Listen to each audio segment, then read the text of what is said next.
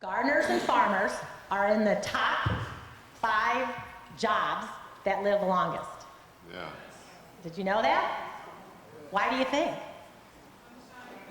Sunshine, fresh air, And here's a big one. functional exercise. They move. Right. Okay, there's principle, just general movements. What do? Squats, Not this. you're twisting, bending. All these things are crucial to the body. Right. So another thing that we want to talk about is movement. So just getting up, moving, bending, turning, twisting. These are functional movements that are very wonderful for the body. You have something called lymphatic system, right? And the lymphatic system is what helps. It's sort of like the garbage man, detoxifies your body. It gets rid of all the junk. And if you don't get something to pump it by moving, by walking, by doing things, it's not going to work. So it's going to keep those toxins in the body. So that's a way for you to get it out. So by moving and bending and doing these things, it's crucial. So farmers and gardeners they have longer lives. And the funny thing is they're up there with accountants and doctors for longest And lives. that is crazy. Isn't that funny? Yeah. Those counting doctors, that's like high stress stuff right there.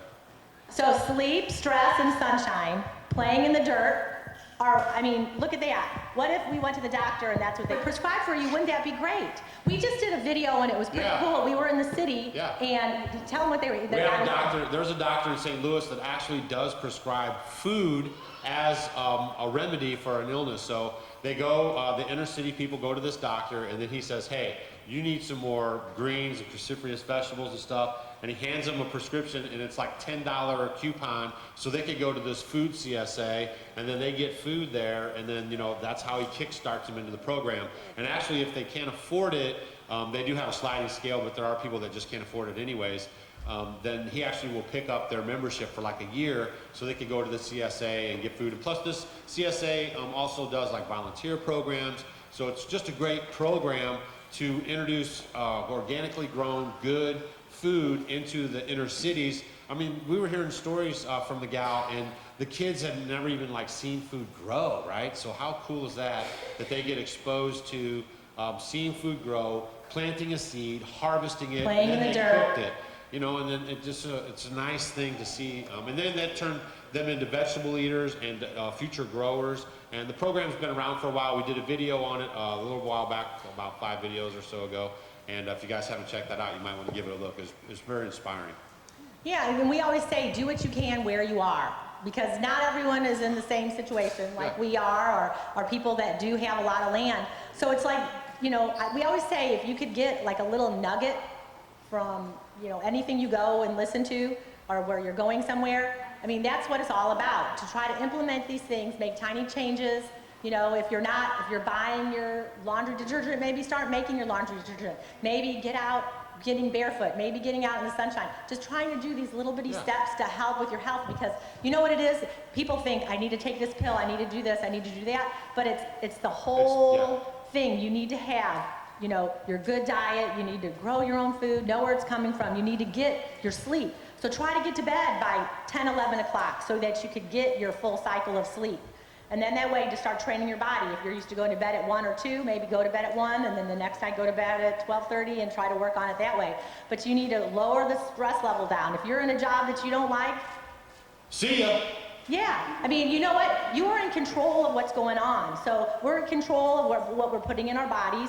We're in control of our life. So that's why Doug and I did what we did, and we just decided to sell everything. We sold everything on Craigslist. Everything. People were coming out. We sold everything, and we just got rid of all our stuff because we don't need stuff. We just need the things that we need, and most of them are cooking things and each other. We just need each other.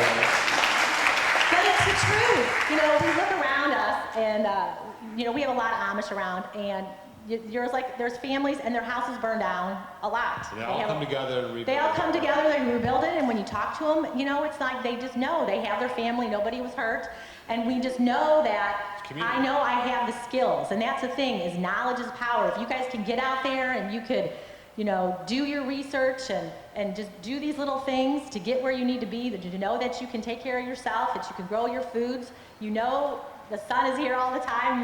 You could go barefoot. It's all free. That's why they don't want you using it. That's why they want you covered up. It is simple. It's very simple. Back to what she was saying. You guys because of the propaganda and the media and all this stuff, especially over like the 10 or last 15 years, you know, you guys were being programmed into like this one thing is gonna fix you. So when you have like this shoulder's bum or something, you go in, they say, take this pill for that pain. And then you say, oh, my knee hurts. And then you go in and, oh, well, here's the pill for that pain. So they're like trying to get you on like 20 different medications to mask all that stuff. What we're trying to say is like, it's not one thing that's gonna actually make you a better physical being. It's like when you do all these things in conjunction, all this stuff starts to add up, and then you feel and you'll act and you'll love how you feel much better. Yeah, 'cause it was one of those things we, you know, we were always into this quick fix. Yeah. So by putting these things little by little, it has really helped us to be and do, and we feel really good, because I would have aches and pains, I just wasn't feeling well, I had pressure in my head, I would suffer headaches. You know, and that's another thing, you guys know, plants need certain minerals to live. Like and magnesium. Magnesium is a huge one. And just like people, you need magnesium too to help you to sleep and to relax, and it relaxes stress. So, you know, by soaking your feet in Epsom salts, I mean, these things are just very healing and very natural things that the body And needs. Epsom salt is good for your fruiting plants, right? So now you say, wow, what if I soak my feet every night in Epsom salt? You can take an Epsom salt bath. How many people have heard of take an Epsom salt bath? Do you do it? Do you do it? Do you do it?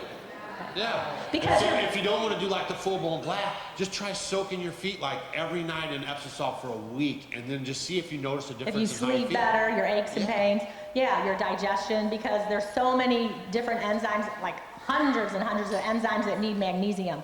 So, you know, and Love you on get, yourself like you love on your plants. Ooh, I'm gonna make a t-shirt out of that one, what? yeah, so I mean, it's crucial. I mean, it really is. If you're going to take good care of yourself and your plants, I mean, think about the two, because now that we're out doing so much gardening and all that, I'm thinking, oh wow, you know, I'm trying to take care of our bodies good now. My plants are exactly the same way. They need all the That's same right. nutrition as I do. So Water, kind of sun. look at it that way. Yeah, Right. it's all good. Because you are worth it. That's right.